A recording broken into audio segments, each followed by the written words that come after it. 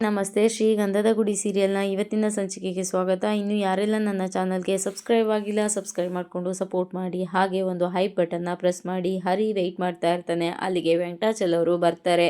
ನಮಸ್ತೆ ಸರ್ ಅಂತ ಹೇಳಿದಾಗ, ಏನಯ್ಯ ಇಲ್ಲಿವರೆಗೂ ಬರೋಕ್ಕೆ ಹೇಳಿದ್ದು, ಚೆನ್ನಾಗಿದೆಯಾ ಅಂತ ಕೇಳಿದ್ದಕ್ಕೆ, ಹಾಂ ಸರ್ ನಿಮ್ಮ ಆಶೀರ್ವಾದದಿಂದ ತುಂಬಾ ಚೆನ್ನಾಗಿದ್ದೀನಿ ಸರ್ ಅಂತ ಹೇಳಿದಾಗ, ಚಂದನ ಹೇಗಿದ್ದಾಳೆ ಅಂತ ಕೇಳಿದ್ದಕ್ಕೆ, ಹಾಂ ಸರ್ ತುಂಬ ಚೆನ್ನಾಗಿದ್ದೀವಿ ನಿಮ್ಮ ಆಶೀರ್ವಾದದಿಂದ ಅಂತ ಹೇಳ್ತಾನೆ. ಅದಕ್ಕೆ ಏನೋ ತುಂಬ ಮಸ್ಕ ಹೊಡಿತಾ ಇದ್ದಾನಲ್ಲ, ಏನಿರ್ಬೋದು ಅಂತ ಹೇಳಿದಾಗ, ಸರ್ ಇವಾಗ ನೀವೇ ನನಗೆ ಹೆಲ್ಪ್ ಮಾಡಬೇಕು ಸರ್ ಅಂತ ಕೇಳ್ತಾನೆ. ಅದಕ್ಕೆ ಏನಯ್ಯ ಅಂತ ಹೇಳಿದಾಗ, ಈ ಅಣ್ಣ ತಮ್ಮನಿಗೋಸ್ಕರ ಅಷ್ಟು ಹೆಲ್ಪ್ ಮಾಡಲ್ವಾ ಸರ್ ಅಂತ ಹೇಳಿದ್ದಕ್ಕೆ, ಅಣ್ಣ ತಮ್ಮನ ಏನಯ್ಯ ಹೇಳ್ತಾ ಇದೆಯಾ ಅಂತ ಹೇಳಿದ್ದಕ್ಕೆ, ಸರ್ ನೀವು ಎಷ್ಟು ದೊಡ್ಡ ಆಫೀಸರು, ಈಗ ನಾನು ಕರೆದ ತಕ್ಷಣ ನೀವು ಅಲ್ಲಿಂದ ನನಗೋಸ್ಕರ ಬಂದಿದ್ದೀರಾ, ಆದಮೇಲೆ ನೀವು ಅಣ್ಣ ನಾನು ತಮ್ಮನೇ ಅಲ್ವಾ ಸರ್ ಅಂತ ಹೇಳಿದ್ದಕ್ಕೆ, ಏನೋ ಮಸ್ಕ ಹೊಡಿತಾ ಇದ್ದಾನಲ್ಲ, ಏನಾಗಿರ್ಬೋದು ಅಂತ ಕೇಳಿದ್ದಕ್ಕೆ, ಏನಯ್ಯ ಈಗ ನನ್ನಿಂದ ನಿಮ್ಗೆ ಏನಾಗಬೇಕು ಅಂತ ಹೇಳಿದ್ದಕ್ಕೆ, ಅದು ನನ್ನ ಹೆಂಡತಿ ಕೆಲ್ಸಕ್ಕೆ ಹೋಗಬೇಕು ಸರ್ ಅಂತ ಅಂದ್ಲು ಸರ್ ಅಂತ ಹೇಳಿದಾಗ, ಅದಕ್ಕೆ ಹೊಡೆದ್ಬಿಟ್ಟಿದ್ಯಾ, ಅಯ್ಯೋ ಹೆಣ್ಮಕ್ಳ ಮೇಲೆ ಕೈ ಮಾಡಬಾರ್ದು ಕಣಯ್ಯ ಅಂತ ಹೇಳಿದ್ದಕ್ಕೆ, ಅದಲ್ಲ ಸರ್ ವೆಯ್ಟ್ ಮಾಡಿ ಸರ್ ಹೇಳೋ ತನಕ ಅಂತ ಹೇಳಿದ್ದಕ್ಕೆ, ಸರಿ ಹೇಳು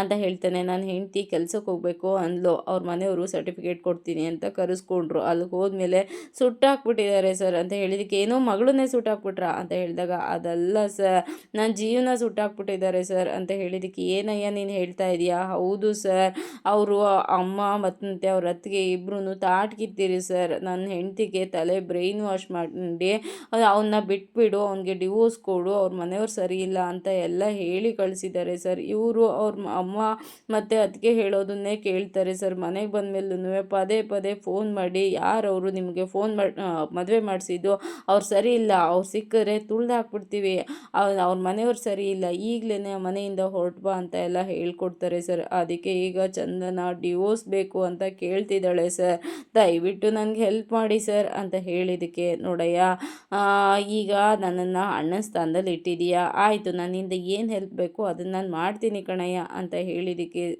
ಸರ್ ನೀವು ನನಗೆ ದೇವ್ರ ಸಮಾನ ಸರ್, ನಿಮ್ಮ ಕಾಲಿಗೆ ಬೇಕಾದರೂ ಬಿದ್ದುಬಿಡ್ತೀನಿ ಸರ್, ದಯವಿಟ್ಟು ನನಗೆ ಹೆಲ್ಪ್ ಮಾಡಿ ಸರ್, ನಾನು ಹೆಂಡ್ತಿನ ಬಿಟ್ಟು ಬದುಕೋ ಶಕ್ತಿ ನನಗಿಲ್ಲ ಸರ್, ಅವಳಿಲ್ಲ ಅಂತ ಅಂದರೆ ನಾನು ಇರೋದೇ ಇಲ್ಲ ಸರ್, ದಯವಿಟ್ಟು ಅವಳಿಗೆ ನಾನು ಡಿವೋರ್ಸ್ ಕೊಡಲ್ಲ ಸರ್, ನೀವೇ ಹೆಲ್ಪ್ ಮಾಡಿ ಸರ್ ಅಂತ ಹೇಳಿದಾಗ, ಸರಿ ಆಯಿತು ನಿನ್ನ ಹೆಂಡತಿ ಫೋನ್ ನಂಬರ್ ಕೊಡು ನನಗೆ ಅಂತ ಹೇಳಿದಾಗ, ಸರಿ ಸರ್ ಆಯಿತು ಈಗಲೇ ಕೊಡ್ತೀನಿ ಅಂತ ಫೋನ್ನ ತೆಗೆದು ಚಂದನ ನಂಬರ್ ಹೇಳ್ತಾನೆ. ನಿನ್ನ ಹೆಂಡತಿ ಹೆಸರು ಚಂದನ ತಾನೆ ಅಂತ ಹೇಳಿದ್ದಕ್ಕೆ, ಹಾಂ ಹೌದು ಸರ್ ಅಂತ ಹೇಳಿದಾಗ, ಸರ್ ಆದರೆ ನಾನು ನಿಮ್ಗೆ ಹೇಳಿ ನಿಮ್ಮಿಂದ ಫೋನ್ ಮಾಡಿಸಿದ್ದೀನಿ ಅಂತ ಮಾತ್ರ ಗೊತ್ತಾಗಬಾರ್ದು ಸರ್ ಅಂತ ಹೇಳಿದ್ದಕ್ಕೆ, ಸರಿ ಬಿಡಯ್ಯ ಆಯಿತು ನಾನು ನೋಡ್ಕೊತೀನಿ, ನಾನು ಹೇಗೆ ಮಾತಾಡ್ತೀನಿ ನೋಡುವಂತೆ, ನೋಡು ನನ್ನನ್ನು ದೇವ್ರ ಸ್ಥಾನದಲ್ಲಿ ಇಟ್ಟಿದೀಯಾ, ಆಯಿತು ನಿಮಗೆ ನಾನು ಹೆಲ್ಪ್ ಮಾಡ್ತೀನಿ, ನೀನು ಹೆಂಡ್ತಿ ನಿನ್ನನ್ನು ಎಲ್ಲೂ ಬಿಟ್ಟು ಹೋಗಬಾರ್ದು, ಆ ಥರ ನಾನು ಮಾಡ್ತೀನಿ. ಇವಾಗ ನನ್ನ ಹೆಂಡ್ತಿ ನಾನು ಮನೆಗೆ ಲೇಟಾಗಿ ಹೋದರೆ ನನಗೆ ಹಬ್ಬ ಮಾಡ್ತಾಳೆ, ನಾನು ಆದಷ್ಟು ಬೇಗ ಮನೆಗೆ ಹೋಗಬೇಕು, ಸರಿ ಬರ್ತೀನಿ ಅಂತ ಹೇಳಿಬಿಟ್ಟು ಅಲ್ಲಿಂದ ಹೊರಡ್ತಾನೆ. ಇಟ್ಟು ಮನೆಯವರೆಲ್ಲರೂ ಊಟಕ್ಕೆ ಅಂತ ಕೂತಿರ್ತಾರೆ. ಕಂಟಿ ಮುತ್ತು ಮೇಲೆ ಕೋಪ ಮಾಡಿಕೊಂಡು ತಟ್ಟೆನ ಈ ಕಡೆ ಮುಖ ತಿರುಗಿಸ್ಕೊಂಡು ಕೊಡ್ತಾರೆ ಮುತ್ತು ಕೈಗೆ. ಅದನ್ನು ನೋಡಿದ ಮಹಿ, ಯಾಕೆ ಇಬ್ಬರು ಮಾತಾಡ್ತಾ ಇಲ್ವಾ, ಯಾಕಣ್ಣ ಮಾತಾಡ್ತಾ ಇಲ್ವಾ ಇಬ್ಬರು ಅಂತ ಹೇಳಿದಾಗ, ಇಲ್ಲ ಕಣೋ ನಮಗೇನಾಗಿದೆ, ನಾವು ಮಾತಾಡ್ತಾ ಇದ್ದೀವಿ ಅಂತ ಮುತ್ತು ಹೇಳ್ತಾರೆ. ಊಟ ಬಡಿಸುವಾಗ ಸಾಕು ಅಂತ ಕಂಟಿ ಕಿರಿಸ್ತಾನೆ. ಅದಕ್ಕೆ ಇನ್ನು ಸ್ವಲ್ಪ ಹಾಕ್ತೀನಿ ಕಣೋ ಅಂದರೆ ಸಾಕು ಅಂತ ಹೇಳ್ತಾನೆ. ಆಗ ಹರಿ, ಏನಿದು ಇವತ್ತು ಬೌ ಅಂತ ಇದ್ದಾನೆ ಅಂತ ಹೇಳಿದ್ದಕ್ಕೆ, ಯಾರೋ ಏನೋ ಅಂದೆ ಅಂತ ಹೇಳಿದ್ದಕ್ಕೆ, ಅಲ್ಲ ಯಾಕೆ ಗುರ್ರ ಅಂತ ಇದೆಯಾ ಅಂತ ಅಂದೆ ಅಂತ ಹೇಳಿದ್ದಕ್ಕೆ, ತಟ್ಟೆ ತೊಗೊಂಡು ತಟ್ಬಿಡ್ತೀನಿ ನೋಡು ಅಂತ ಹರಿಗೆ ರೇಗ್ತಾನೆ. ಅದಕ್ಕೆ ಮುತ್ತು, ಇವಾಗ ಅದೆಲ್ಲ ಬೇಕಾ, ಸುಮ್ಮನೆ ಊಟ ಮಾಡ್ರೋ ಅಂತ ಹೇಳೋ ಅಷ್ಟರೊಳಗಡೆ ಚಂದನ ಅಲ್ಲಿಗೆ ಬಂದು, ಅಣ್ಣ ನನಗೂ ಊಟ ಬಡಿಸಿ ಅಂತ ಹೇಳಿ ಕೂತ್ಕೊತಾಳೆ. ಸರಿ ಅಂತ ಊಟ ಬಡಿಸ್ಕೊಡ್ತಾರೆ. ಅದನ್ನು ತಿಂದು ಚಂದನ ತುಂಬಾ ಚೆನ್ನಾಗಿದೆ ಅಂತ, ಅಣ್ಣ ನಿಮ್ಮ ಸಾಂಬಾರು ನೆಕ್ಸ್ಟ್ ಲೆವೆಲ್ ಅಣ್ಣ, ನೀವೇನಾದ್ರು ಬೆಂಗಳೂರಲ್ಲಿ ಹೋಟೆಲ್ ಮಾಡಿಬಿಟ್ರೆ ಫುಲ್ ಫೇಮಸ್ ಆಗಿಬಿಡುತ್ತೆ ಅಂತ ಚಂದನ ಹೇಳ್ತಾಳೆ. ಆಗ ಹರಿ, ಹಾಗಾದರೆ ಇನ್ನು ವೆಯ್ಟ್ ಮಾಡೋದೇ ಬೇಡ, ಈಗಲೇ ಹೋಗಿ ಒಂದು 5 ಸ್ಟಾರ್ ಹೋಟೆಲ್ ಓಪನ್ ಮಾಡಿಬಿಡೋಣ ಅಂತ ಹೇಳಿದ್ದಕ್ಕೆ ಚಂದನ ಬೇಡ ಅಂತಾಳೆ. ಎಲ್ಲರೂ ಯಾಕೆ ಬೇಡ ಅಂತ ಅಂದ್ಲು ಅಂತ ನೋಡಿದಾಗ, ಮಾಡೋ ಹಾಗಿದ್ರೆ ನೀವು ಒಬ್ಬರೇ ಮಾಡಿ ಅಣ್ಣ, ಊಟದ ಬಿಸ್ನೆಸ್ ಜೊತೆಗೆ ನಂಬಿಕೆನೂ ಅಷ್ಟೇ ಮುಖ್ಯ ಅಂತ ಹೇಳ್ತಾಳೆ. ಆಗ ಕಂಟಿ, ಕರೆಕ್ಟಾಗಿ ಹೇಳಿದ್ರಿ ಅದಕ್ಕೆ ಅಂತ ಹೇಳಿದಾಗ ಹರಿ ಮನಸ್ಸಲ್ಲೇ, ಎಲ್ಲರೂ ಸೇರಿಕೊಂಡು ನನ್ನನ್ನು ಹೀಯಾಳಿಸ್ತಾ ಇದ್ದೀರಾ ತಂಗಿ ತಂಗಿ ಅಂತ ಅಂದ್ಕೊಂಡು ನಿಜ ಹೇಳಿಬಿಟ್ಟು ನೀನೇ ಫುಲ್ ಫೇಮಸ್ ಆಗಿಬಿಟ್ಟಿದ್ದೀಯಾ, ಮಾಡ್ತೀನಿ ನಿಮ್ಮೆಲ್ಲರಿಗೂ ಅಂತ ಮನಸ್ಸಲ್ಲೇ ಅನ್ಕೊತಾನೆ. ಅಷ್ಟರೊಳಗಡೆ ನಟರಾಜ್ ಅವರು ಬಂದು ಕೂತ್ಕೊಂಡು, ತಗೊಳ್ಳೋ ಮುತ್ತು ಅಂತ ಹೇಳಿದಾಗ, ಏನಪ್ಪ ಇದು ಅಂತ ಹೇಳಿದ್ದಕ್ಕೆ, ತಗೋ ಎಲ್ಲರಿಗೂ ಕೊಡು, ಏನು ಅಂತ ನೋಡು ಅಂತ ಹೇಳ್ತಾರೆ. ಸರಿ ಅಂತ ಓಪನ್ ಮಾಡಿ ನೋಡಿದಾಗ ಅದು ಎಗ್ ಬಿರಿಯಾನಿ ಆಗಿರುತ್ತಂತೆ. ಎಗ್ ಬಿರಿಯಾನಿನೇ, ಏನಪ್ಪ ಇದು ಹೇಳಿದರೆ ಮನೆಯಲ್ಲೇ ಮಾಡಿಕೊಡ್ತಾ ಇರಲಿಲ್ವಾ ಅಂತ ಹೇಳಿ ಹೇಳಿದಕ್ಕೆ ಮನೇಲಿ ಮಾಡೋದು ಯಾವಾಗಲೂ ಇದ್ದಿದ್ದೇ ಕಣೋ, ಎಲ್ರಿಗೂ ಮಕ್ಕಳಿದಾರಲ್ಲ ಎಲ್ರಿಗೂ ಕೊಡು, ಎಲ್ಲರೂ ತಿನ್ನಲಿ, ನನ್ನ ಮುದ್ದು ಸೊಸೆ ತಿನ್ನಲಿ ಅಂತ ತೊಗೊಂಡು ಬಂದೆ ಅಂತ ಹೇಳಿದ್ದಕ್ಕೆ ಚಂದನ ಬೇಡ ಅಣ್ಣ ಅಂತ ಕತ್ತಲ್ಲಾಡಿಸ್ತಾ ಇರ್ತಾಳೆ. ಆಗ ಮುತ್ತು ಏನು ಮಾತಾಡ್ತಾನೆ ತಟ್ಟೆಗೆ ಹಾಕಿ ತಗೊಳಮ್ಮ ಅಂತ ಸನ್ನೆ ಮಾಡ್ತಾರೆ.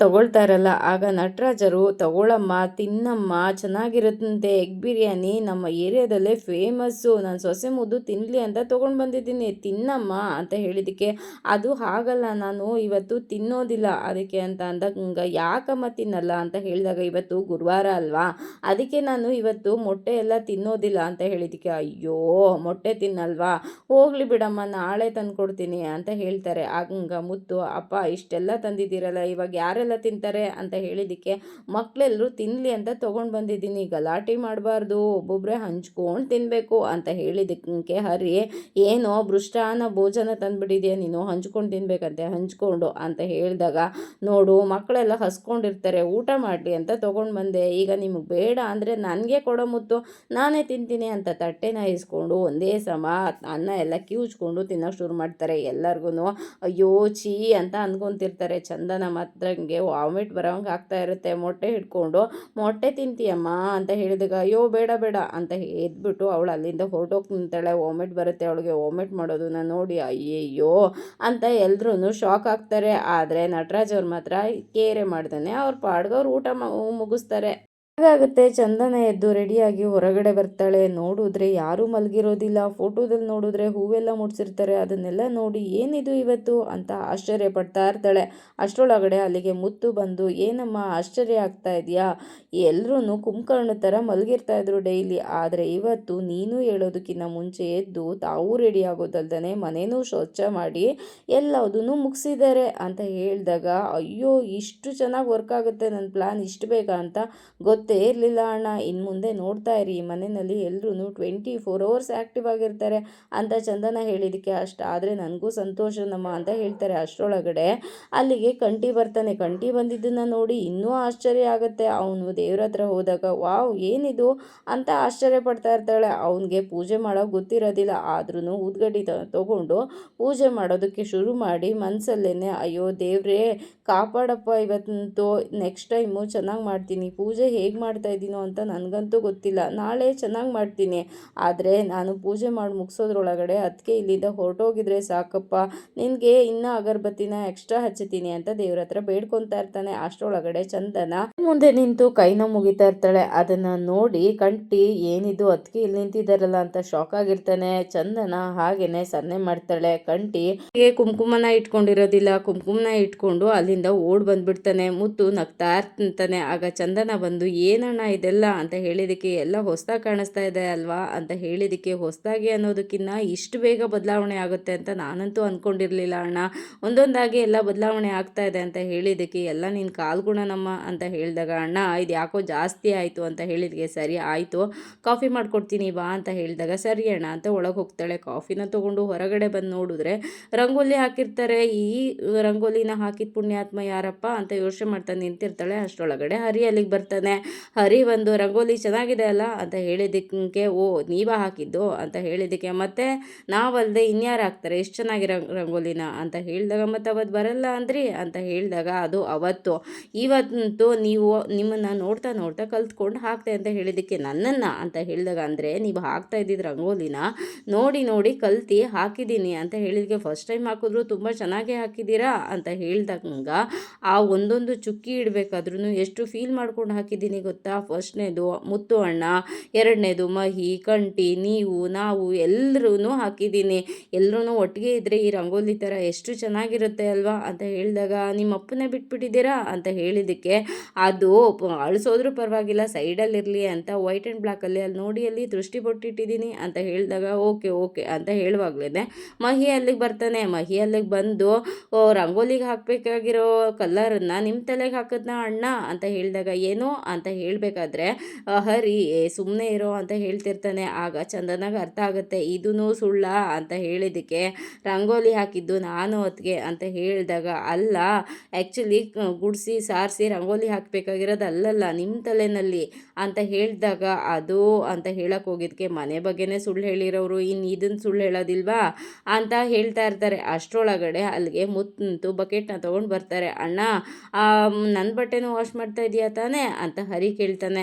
ಕಣೋ ವಾಶ್ ಮಾಡ್ತಾ ಇದ್ದೀನಿ ಅಂತ ಹೇಳಿದಾಗ ಅಣ್ಣ ನನ್ನ ಬಟ್ಟೆನ ಸ್ವಲ್ಪ ನೀಟಾಗಿ ವಾಶ್ ಮಾಡು ಅಣ್ಣ, ಜಾಸ್ತಿ ಸೋಪ್ ಹಾಕ್ಬೇಡ, ಸೋಪ್ ಎಲ್ಲ ಹಾಗಾಗೆ ಇರುತ್ತೆ, ನೊರೆನೇ ಹೋಗಿರೋದಿಲ್ಲ, ಮತ್ತು ಜಾಸ್ತಿ ಹಿಂಡಬೇಡ, ಐರನ್ ಎಲ್ಲ ಹೊರಟೋಗ್ಬಿಡುತ್ತೆ, ಸ್ವಲ್ಪ ನೀಟಾಗಿ ವಾಶ್ ಮಾಡೋಣ ಅಂತ ಹೇಳಿದಾಗ ಹಾಂ ಸರಿ ಆಯಿತು ಅಂತ ಹೇಳಿದ್ದಕ್ಕೆ ಅಲ್ಲ ನಿಮಗೆ ಏನಂತ ಕಾಣಿಸ್ತಾ ಇದ್ದಾರೆ, ನಿಮ್ಮ ಅಣ್ಣ ಏನು ಇಲ್ಲಿ ಲಾಂಡ್ರಿ ಸರ್ವಿಸ್ ಇಟ್ಕೊಂಡಿದ್ದಾರಾ ಅಂತ ಹೇಳಿದಾಗ ಅದು ಹಾಗಲ್ಲ ಅಣ್ಣನೇ ಯಾವಾಗ್ಲೂ ವಾಶ್ ಮಾಡೋದು ಅಂತ ಹೇಳಿದ್ದಕ್ಕೆ ಏಕೆ ನೀವು ಒಂದ್ಸಲ ವಾಶ್ ಮಾಡಿಬಿಟ್ರೆ ನಿಮ್ಮ ಕೈ ಏನಾದರೂ ಸೌದೋಗುತ್ತಾ ಅಂತ ಹೇಳಿದ್ದಕ್ಕೆ ಅಯ್ಯೋ ಅದಕ್ಕೆ ನನ್ನ ಬಟ್ಟೆನ ನಾನೇ ವಾಶ್ ಮಾಡ್ಕೊಳ್ಳೋದು ಅಂತ ಕಂಟಿ ಹೇಳ್ತಾನೆ. ಅದಕ್ಕೆ ನೋಡಿ ಸೂಪರು ಅವ್ರನ್ನ ನೋಡಿ ಕಲ್ತ್ಕೊಳ್ಳಿ ಅಂತ ಹೇಳಿದಾಗ ಅಯ್ಯೋ ಸುಮ್ಮನೆ ನಿಂತ್ಕೊಡ್ರು ನನ್ನ ಮಕ್ಕಳ, ಒಂದು ಸ್ವಲ್ಪ ಗ್ಯಾಪ್ ಸಿಕ್ಬಿಟ್ರೆ ಸಾಕು ನನ್ನ ಮರ್ಯಾದೆ ಕಳೆಯೋಕ್ಕೆ ನಿಂತಿರ್ತಾರೆ ಅಂತ ಹೇಳಿದಾಗ ಮಹಿ ಅಣ್ಣ ನಿಜವಾಗ್ಲೂ ನಿನಗೆ ಮರ್ಯಾದೆ ಅಂತ ಇದ್ದರೆ ಹೋಗಿ ನಾಳೆಯಿಂದ ನಿನ್ನ ಬಟ್ಟೆನ ನೀನೇ ವಾಶ್ ಮಾಡ್ಕೊ ಅಂತ ಹೇಳಿದಾಗ ಹ್ಞೂ ಸರಿ ಅಂತ ಹರಿ ಹೇಳ್ತಾನೆ. ನಟರಾಜ್ ಅವರು ಮೈನ ಕೆರ್ಕೊಂಡು ಅಲ್ಲಿಗೆ ಬರ್ತಾರೆ. ಏನಿದು ಎಲ್ಲರೂ ಹೊರಗಡೆ ನಿಂತ್ಕೊಂಡು ಏನು ಮೀಟಿಂಗ್ ಮಾಡ್ತಾ ಇದ್ದೀರಾ ಬೆಳಗ್ಗೆನೆ, ನಡೀರಿ ಒಳಗಡೆ ಕಾಫಿ ಟೀ ಏನಾದರೂ ಮಾಡಿಕೊಡಿ ಅಂತ ಹೇಳ್ತಾರೆ. ಅಷ್ಟರಲ್ಲಿ ಹರಿ ನೀನು ಸ್ವಲ್ಪ ನೆಟ್ಟಗೆ ನಿಂತ್ಕೋ, ಹೇಗೇಗೋ ಬರಬೇಡ ಮಾನ ಮರ್ಯಾದೆ ಕಳ್ಕೊಂಡು ಅಂತ ಹೇಳ್ತಂಗ ನೀನೇನೋ ಹೇಳ್ತಾ ಇರೋದು ಏನೋ ಮಾನ ಮರ್ಯಾದೆ ಅಂತ ಮಾತಾಡಬೇಕಾದ್ರೆ ಚಂದನ ನೋಡಿ ನಿಮಗೆ ಮತ್ತೆ ಸಪ್ರೇಟಾಗಿ ಹೇಳೋಕ್ಕಾಗೋದಿಲ್ಲ, ನೀವು ನಿಮ್ಮ ಕೆಲಸನ ನೀವೇ ಮಾಡ್ಕೋಬೇಕು ಅಂತ ಹೇಳಿದಕ್ಕೆ ಏನೋ ನನ್ನನ್ನು ದಂಡ್ಪಿಂಡ ಅಂತ ಹೇಳ್ತಾ ಇದೆಯಾ ಅಂತ ಹೇಳಿದಾಗ ಕೈಕಾಲೆಲ್ಲ ನೆಟ್ಟಗಿದ್ದು ಕೆಲಸ ಏನು ಮಾಡಿದೆ ಸುಮ್ಮನೆ ಓಡಾಡ್ತಾ ಇದ್ದರೆ ಅದಕ್ಕೆ ಹಾಗೇನೆ ಕರೆಯೋದು ಅಂತ ಹೇಳಿದಾಗ you are crossing my limit ಅಂತ ಹೇಳ್ತಾನೆ. ಅದಕ್ಕೆ ಏನು ಕ್ರಾಸಿಂಗು ಅಂತ ಹೇಳಿದ್ದಕ್ಕೆ ನೀವೆಲ್ಲ ತುಂಬಾ ನಾನ್ಸೆನ್ಸಾಗಿ ಮಾತಾಡ್ತಾ ಇದ್ದೀರಾ ಅಂತ ಹೇಳಿದಾಗ ಏನಿದು ಹೊಸ ರೂಲ್ಸ್ ಮಾಡ್ತಾ ಇದೆಯಾ ಅಂತ ಹೇಳಿದ್ದಕ್ಕೆ ನೋಡಿ ನಾನು ಇಲ್ಲಿ ಯಾರನ್ನು ಕಂಟ್ರೋಲ್ ಮಾಡಬೇಕು ಅಂತ ಟ್ರೈ ಮಾಡ್ತಾ ಇಲ್ಲ, ಇರೋದನ್ನ ಹೇಳ್ತಾ ಇದ್ದೀನಿ ಅಂತ ಹೇಳಿದ್ದಕ್ಕೆ ಏನಿದು ಹೊಸ ರೂಲ್ಸು, ಬೀಡಿ ಸೇದಬಾರ್ದು, ಹೆಂಡ ಕುಡಿಬಾರ್ದು, ಕಟ್ಟೆ ಮೇಲೆ ಕೂತ್ಕೋಬಾರ್ದು, ನೀಟಾಗಿರಬೇಕು, ಅದೆಲ್ಲ ಏನದು ಅಂತ ಕೇಳ್ತಾರೆ ನಟರಾಜ್ ಅವರು. ಅದಕ್ಕೆ ನೋಡಿ ನಾನು ನಿಮ್ಮನ್ನು ಕಂಟ್ರೋಲ್ ಮಾಡ್ತಾ ಇಲ್ಲ, ಇಲ್ಲಿ ಮುತ್ತು ಅಣ್ಣನ ಕಷ್ಟನ ಸ್ವಲ್ಪ ಅರ್ಥ ಮಾಡ್ಕೊಳ್ಳಿ ನೀವು,